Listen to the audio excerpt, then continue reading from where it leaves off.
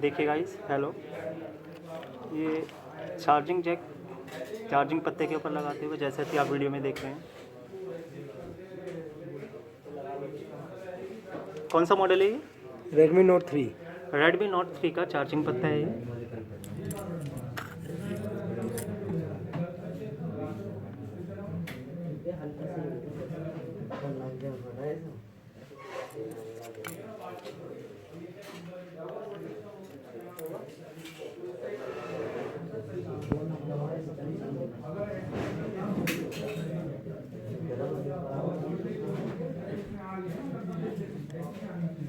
एक पेपर खाली दे देना, जरा इनका नंबर ना लिखे।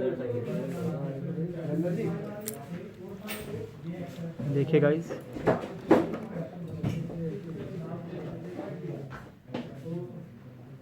ये पत्ते के ऊपर चार्जिंग जैक पेस्ट किया है स्टूडेंट ने खुद से।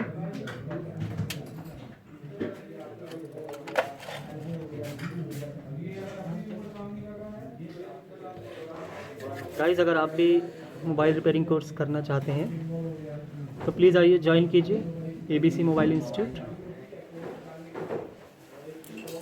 Thank you.